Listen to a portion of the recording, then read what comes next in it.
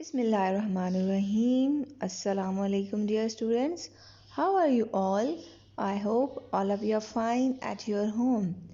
Today we will discuss chapter number 1, that is matrices. Before going to discuss, please like, subscribe and share my channel.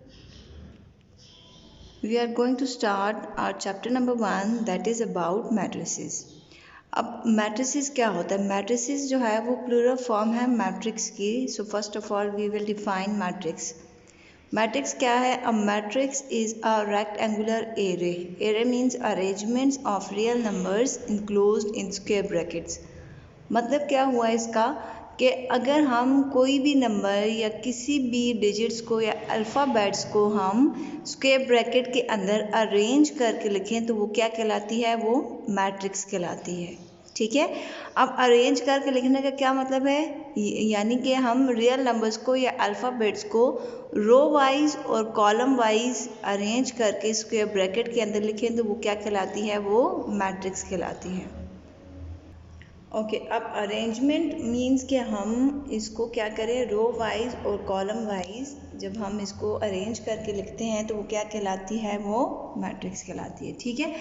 अब for example, अब what is row? Row means जब भी हम किसी भी number को horizontally लिखें तो वो क्या कहलाती है? वो रो कहलाती है. और किसी भी नंबर्स को जब हम वर्टिकली लिखते हैं तो वो क्या कहलाता है? कॉलम. सो हमने इस मैट्रिक्स में 1 2 को किस में लिखा? हमने 1 2 को रो में लिखा और 1 3 को हमने किस में लिख दिया? कॉलम में. So it is called matrix. अब इसकी एक एग्जांपल दे देते हैं. जैसे ये हम कोई भी नंबर लिखते हैं 1 2 and 3. ओके. ये हमने किस में लिख दिया? This is also called a matrix. अब इसको हमने किस फॉर्म में लिख दिया? हॉरिजेंटल. हॉरिजेंटल मीन्स जब भी हम किसी भी नंबर्स को हॉरिजेंटली लिखते हैं तो दैट इज कॉल्ड रोज. ठीक है. तो इसको जब हमने अरेंज करके हॉरिजेंटली और इनक्लोज कर दिया स्क्वायर ब्रैकेट में, so it is called a matrix. इसको क्या कहा जाता है? ये एक मैट्रिक्स है. ओके. और जब भी हम कोई भी नंबर या कोई भी डिजिट या कोई भी अल्फ़ाबेट हम अरेंज करके स्क्वायर ब्रैकेट में लिखें that is called matrix. Arrangement means यानी कि row wise and column wise. Okay. This is row and this is column. So we write ABCD in an arrangement like AB is in row and AC is in column. So this is called a matrix. इसको क्या कहा जाता है? Matrix कहा जाता है. Clear? Okay.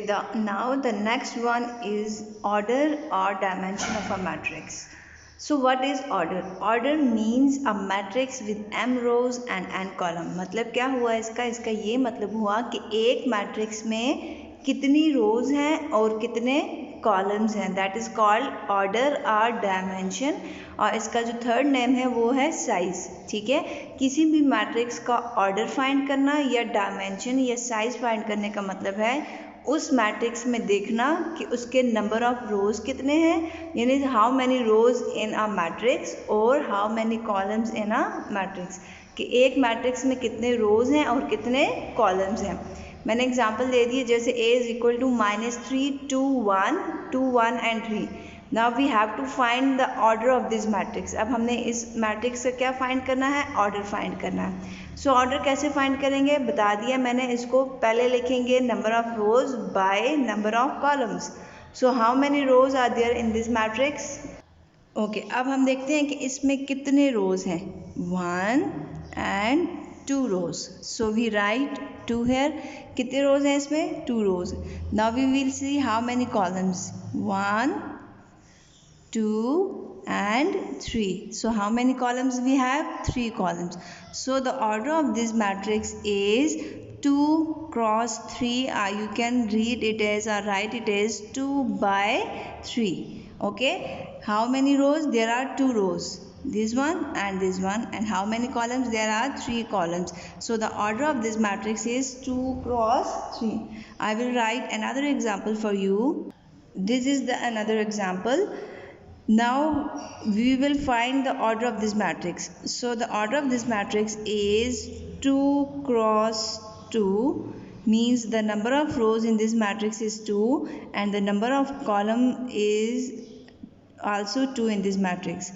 So the number of rows 1 and 2 The number of columns are also 2.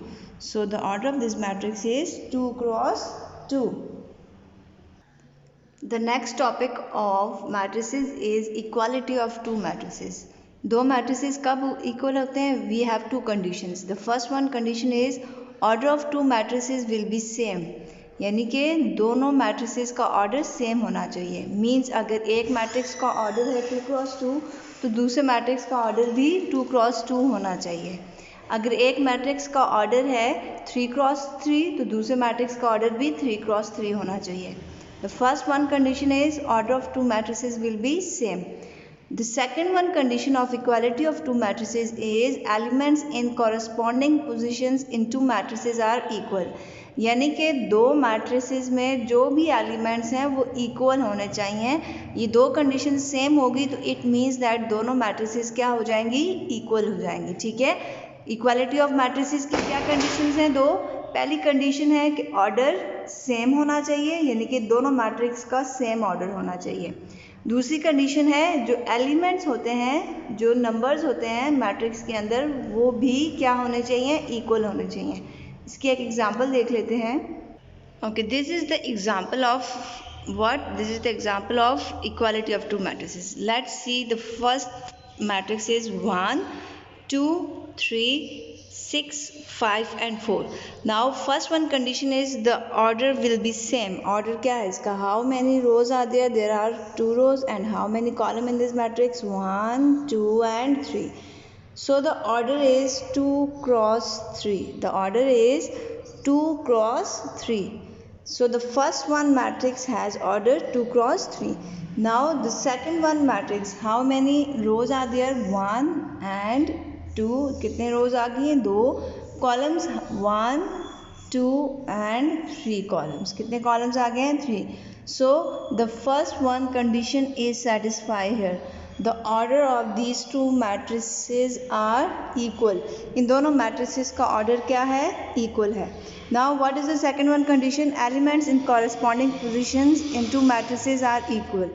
अब elements यानी कि ये जो नंबर्स होते हैं इनको क्या कहते हैं? मैट्रिसेस, मैट्रिक्स का एलिमेंट कहते हैं. ठीक है. अब देखें यहाँ पे पहला एलिमेंट क्या है? 1. यहाँ पे भी पहला एलिमेंट क्या आ गया? 1. Here we have 2. Here we have 1 plus 1. Then 1 plus 1 is equal to 2. Equal आ गया. यहाँ पे क्या है? 3.